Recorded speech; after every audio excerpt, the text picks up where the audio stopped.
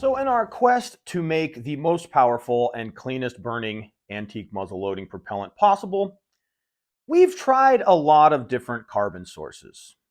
And some have worked out really well and others have not worked out well at all.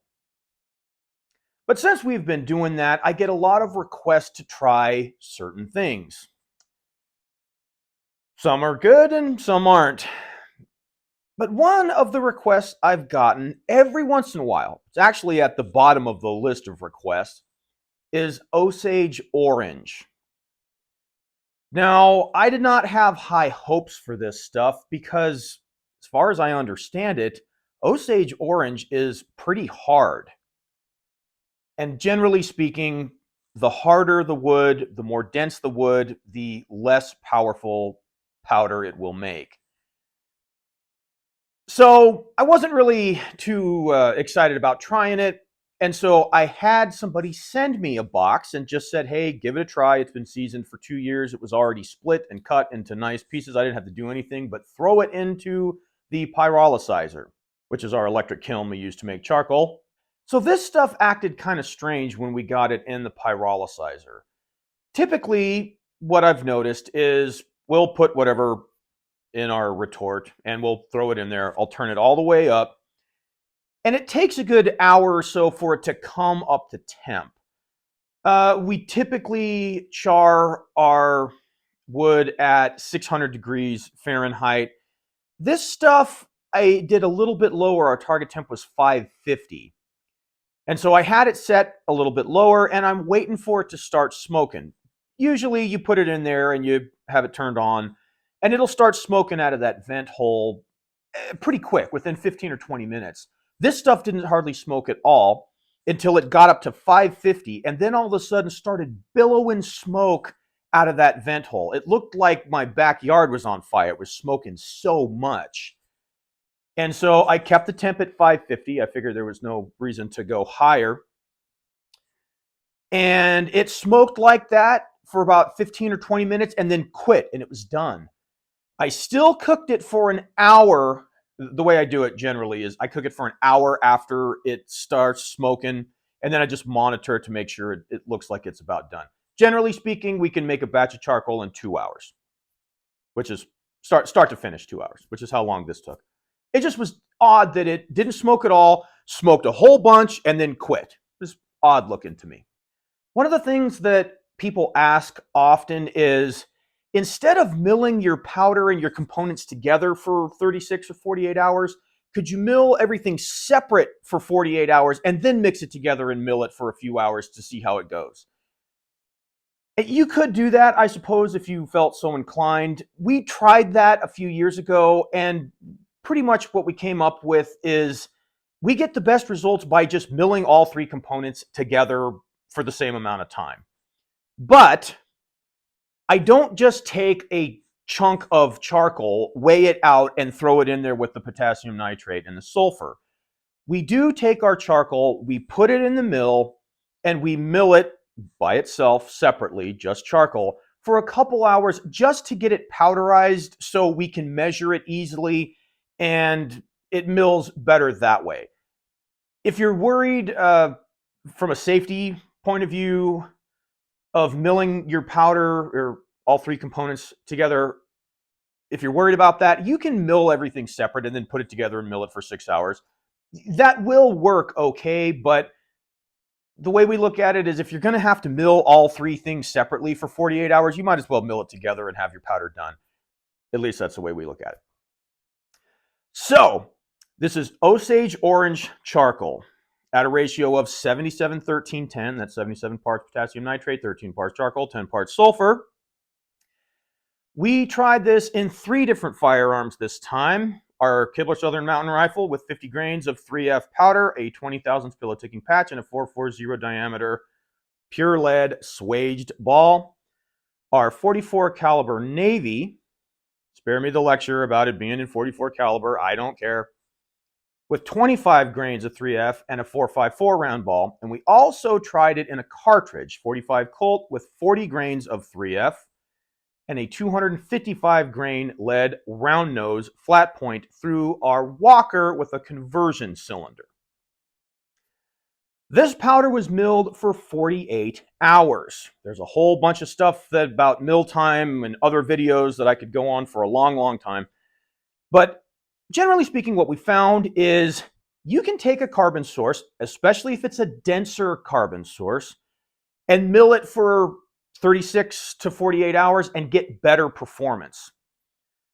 The cool thing about this stuff is it is rather dense. It's actually more dense than the cottonwood, which gives us excellent performance milling it for 48 hours at a couple different ratios. We usually stick with 77, 13, 10. We've done some experimenting with ratios lately and found that it's not really as important as we thought a few years ago. What is much more important is making sure that your powder is incorporated well enough. If your powder is incorporated well enough, you're going to get more velocity, you're going to get a cleaner burn, and an overall higher performing powder than you would something that's milled for less time. So, here's how the Osage orange powder went. All right, so this is our Osage orange black powder. This stuff was milled for 48 hours and then compressed to 1.75 grams per cubic centimeter like usual. And anything else? I think that's about it. Shot number 1. Oh, hey, that shit. You broke it. Holy cow. Way to go, No Jake. way. 18. Oh, I broke the fucking target. God damn it. Oh, man, now I got 1868? That's fast. Okay, now I'm really confused. Try again. Try again. Come on. That shit just beat. Okay. Okay. Ah, Okay. ah. You're right. You're right. Okay. It's fine. It's fine. All right, get 3 more through there. Then we'll know. And if... Wow. Look at the gong. Nah. We'll take it with and I'll Damn fix it it. again.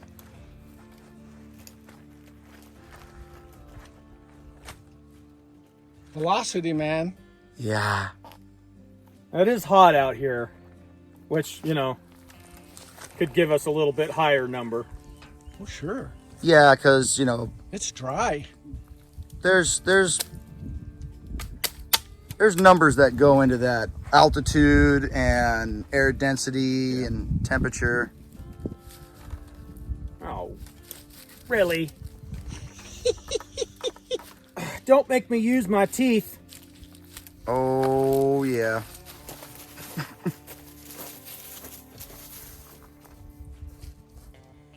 Got a pair of pliers, Jake? Any pliers? No. Yeah. Ford grip.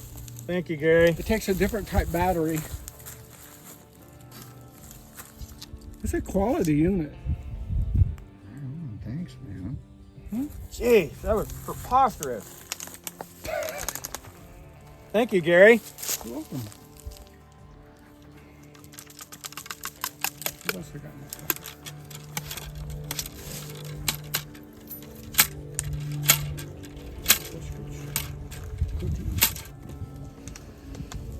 Solid bounce. Yeah. Okay, here, I'm not going to push that in there like I mean it. I'll just Leave it there.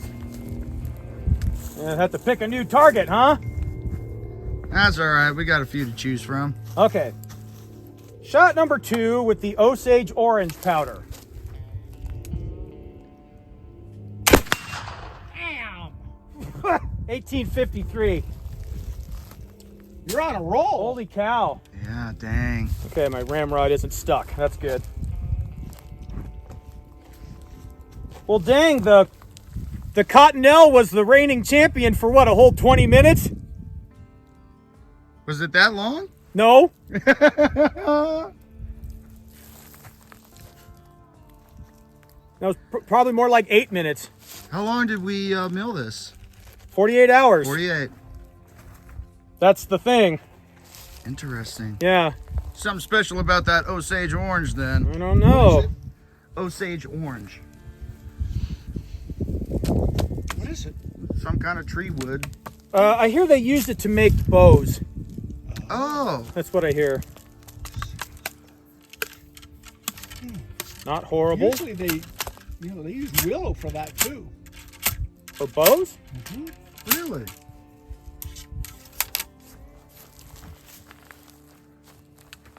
Okay. Shot number 3 with the Osage Orange.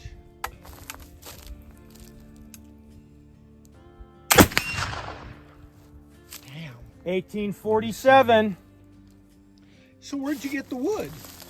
A fella sent it to me from It was the guy who's Pennsylvania, I think. No kidding. Is where he's from. Try this, huh? Yeah. He said, does he do the same thing? Nope. No, he's Just sent you the wood. Test this shit. Yep. Osage Orange. Interesting. Is that an orange tree? I don't think so. I don't know. I've never We'll heard have of to Osage Orange before. we'll have to Google it before we do the video on it, so we don't sound like complete. Borks. Yeah. I mean, you know, worse than usual. That is. Yeah. Boy, it's not even that bad. I mean, Really? yeah.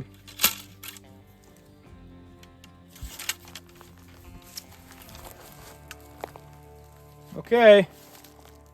Shot number 4 with the Osage Orange.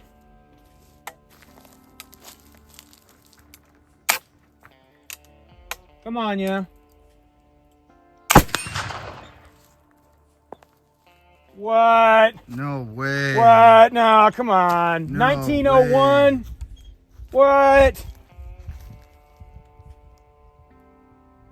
It's because my barrel's so hot I could hardly touch it.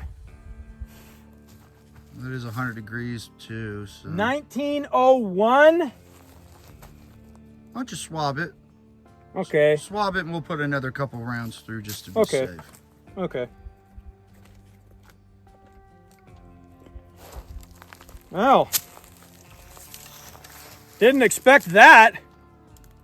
Osage Orange bow staves. Yeah. Yeah, so they do make them. They do use them for Look at that shit. Look at the color.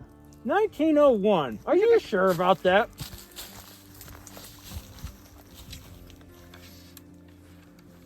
Interesting. How do you get that number? I don't know. And we're gonna swab it, see how clean it is, and then put some more, Man, put a couple more through there. How's it look? pretty damn good. That doesn't look that bad at all. No, that's bitching. That doesn't look bad at all.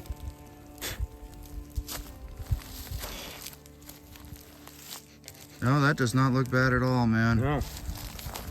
Not at all. Not at all. Dang. Wow. Osage Orange. Who'd have thought? Yeah.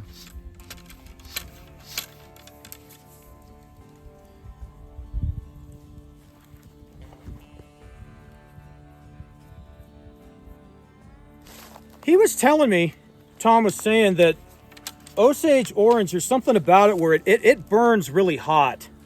Really? Yeah. I don't know why, but something about when you burn it, it burns really hot. Okay. So here's shot number 5 with the Osage Orange after we just cleaned it. We'll see what it does.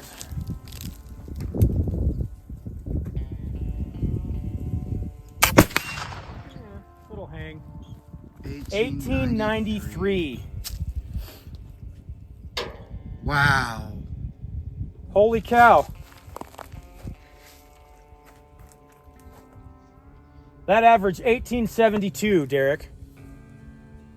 So much for 72-hour Cottonelle. No kidding.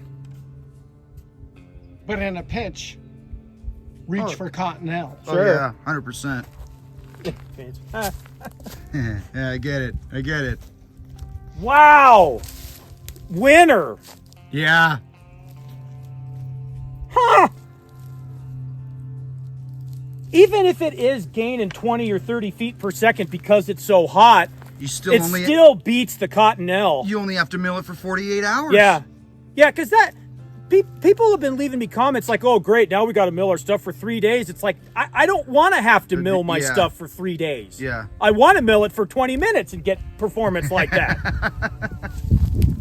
Well, I'll be damned. You're like Forrest Gump. They're just following you.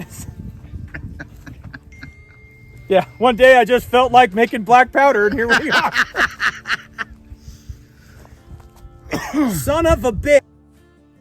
Okay, so this is our Osage orange powder, milled for 48 hours. It is 3F, like usual.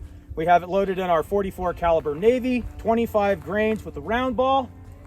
And so far, this stuff is the most powerful, at least through the flintlock rifle. So let's see how we do.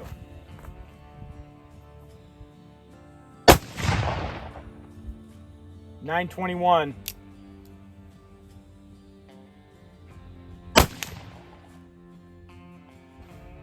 .941. Dang.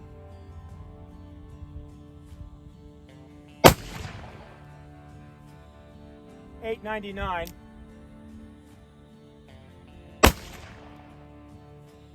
.870. I can't see where I'm hitting up there.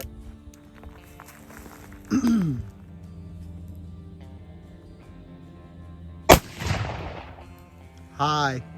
Naturally. .878.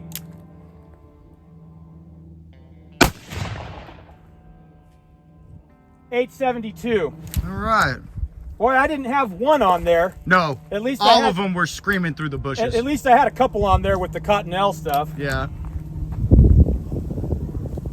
Okay, so that averaged .897. Where was the other stuff? I think it was about that. That's still, man, 900 feet per second with 25 grains. Oh yeah. That's If you filled that cylinder up with 30 or 35, you'd be well over 1,000. Oh yeah. Let's try one shot like that just for sport, huh? Yeah.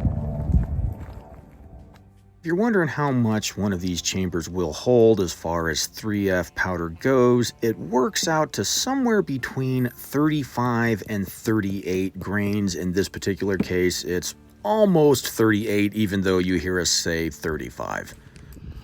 All right, you ready? Yeah, I'm still rolling. So here's a full chamber worth about 35 grains of the Osage orange powder with the round ball.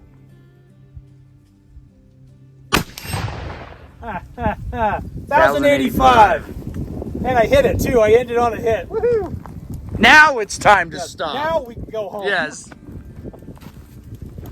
All right, so we've got our Colt Walker with our conversion cylinder for 45 Colt. These are 40 grains of 3F Osage orange powder, which so far is the most powerful powder we've made.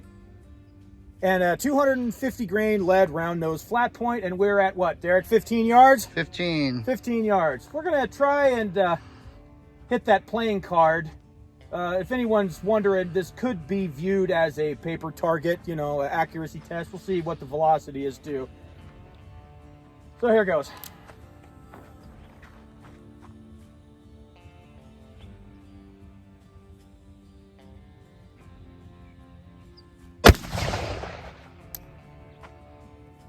$1,029.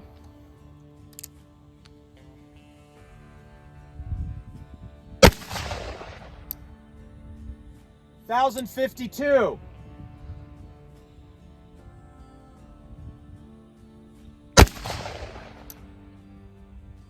$1,022.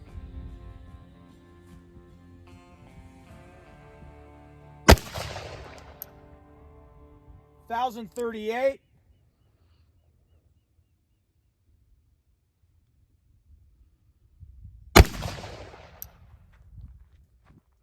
$978. Interesting.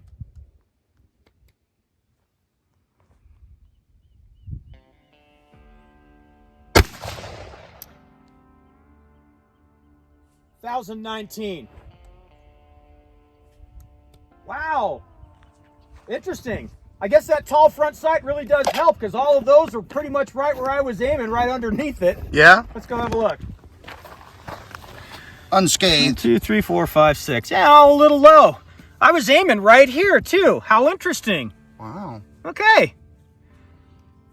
Okay, so that averaged 1,872 feet per second on average, with a max spread of 54, standard deviation of 21, delivering 996.9, I think we could round up and call it 997 foot-pounds of energy.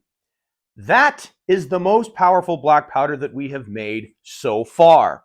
It beats the 72-hour Cottonelle, not by a lot, but by a little bit. So that was 1872. The Cottonelle was 1848. So not by a tremendous amount, but still enough.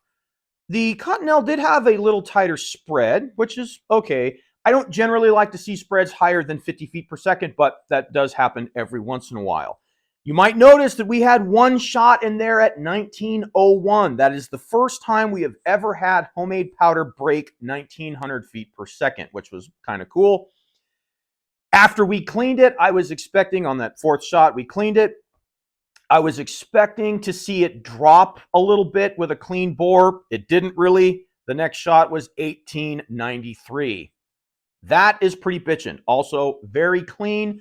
Not quite as clean as the 72-hour Cottonelle, but still perfectly acceptable. This stuff beats the snot out of Swiss as far as velocity and cleanliness goes. Well, the cleanliness is probably right on par with Swiss, but the velocity is a good 100 feet per second faster than Swiss. As for the 44 Navy, that averaged 897 with a max spread of 71, delivering 252 foot-pounds of energy. As for the Walker, you might have noticed that fifth shot was considerably lower, 978. That was really odd. I tapped that wedge, and the wedge was a little loose. After that, it was back up to 1019. So I'm not going to count that one low shot. That's ridiculous. There's no reason why it should be that low. So if you don't count that shot, that averaged 1,032 feet per second with a max spread of 33, delivering 603.4 foot-pounds of energy. That is right on par with 3F Swiss in a pistol cartridge. 45 Colt, 4440, all of that stuff. And one of the things that we have noticed when it comes to pistols is our powder that might outperform Swiss in a rifle or a rifle cartridge by 100 feet per second will pretty much not gain anything over Swiss in a pistol or pistol cartridge like that 45 Colt. That 45 Colt load there is almost exactly what I get with 40 grains of 2 or 3F Swiss with a 255 grain bullet through the same pistol. So for whatever reason, we don't gain a lot. You get to a point where unless you stuff more powder in there, you're not really going to outrun Swiss in a pistol. Also with the 44 Navy, to prove that point, we did try a full chamber of powder where we just poured it all the way up to the top, slammed a ball on it, and fired one shot, and it was 1,085, delivering 368 foot-pounds of energy. So the more powder you stuff in there, you'll get some more velocity to a point.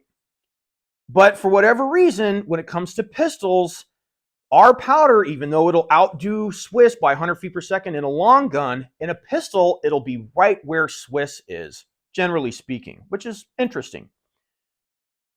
Some efficiency issue there with barrel length and all that other stuff, I suppose. But we thought that was interesting just the same. Now, there might be somebody watching this and you guys keep complaining about how hot it is. You know, how do we know you're not getting really high velocities because it's hot? Well, I imagine we are going to get a little bit higher velocity because it is hot, but the Cottonelle that we checked at the same time we filmed this was still slower. It wasn't any hotter when we checked that powder versus this powder. So at least we're all on an even playing field with the last batch of powder that was the fastest. The Cottonelle still is an excellent carbon source, but the Osage orange goes a long way because it's a very dense charcoal. It's a very dense wood. So when you weigh out, we do 200 gram test batches at a ratio of 77, 13, 10. So 13 times 2 is 26. So if you weigh out 26 grams of charcoal, let's say balsa is always my favorite to use for this example. 26 grams of balsa charcoal takes up an entire Dixie cup plus change. I think it's a cup and a half worth of balsa charcoal to equal 26 grains. Did I say grains? It's grams. It's grams. I might have said grains a minute ago. 26 grams, where 26 grams of cottonwood or the Osage orange takes up about a quarter of one of these Dixie cups. So it's much more dense. But we got excellent performance from milling it for 48 hours. So again, I'm a big fan of the longer mill times. I have had some people in the comments tell me that they also run experiments like this. And after you get over 48 hours, there's not a lot of gain depending. The point of diminishing returns is what we call that, which I think is kind of what we saw with the Cottonelle in the last video, where we got to 72 hours and we only gained a little bit versus the 24. So we'll do some more experimenting, but so far this stuff is really, really bitchin', and it's cheap. Cottonelle you have to buy. You got to go out and buy it. And even though it still doesn't raise the cost of a pound of powder by that much, it still is a couple bucks a roll. I've also had people say, well, what size roll are you buying? Are you buying the really big one or the smaller one? And I don't know, whatever my wife buys. It's whatever I grabbed out of the cabinet. What I found is generally one roll will do enough for a test batch of 200 grams. So one roll will give you about 26 grams of charcoal. That's at a ratio of 77:13:10, by the way. But overall, the Osage Orange surprisingly did excellent. And again, I wasn't really expecting that, because the general consensus when it comes to carbon sources is harder, more dense woods don't perform as well. I think you can get them to perform as good, if not better, as long as you just mill them more. It's just about having them incorporated better. So as usual, folks, if you thought this video didn't suck, do me a favor and hit the like button, consider subscribing, and if you did think it sucked, go make your own damn video. That's the 10 of hearts right there. Yes, it is. Can you see that it's actually on there? Yeah. There it is. Okay.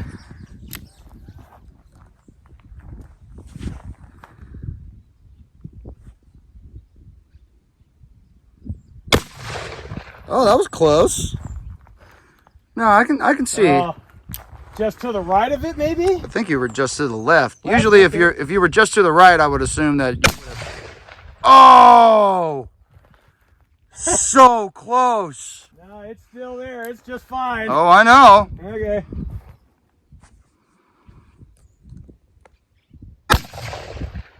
You got it.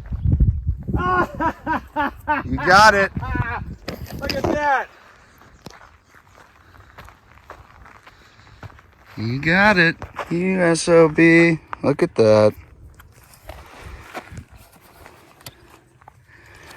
Fan-diddly Yancy right there. You know, I'd stand farther back, except I can't see anything. That's cool. All right. Look at that. That's pretty cool, huh? Mm-hmm.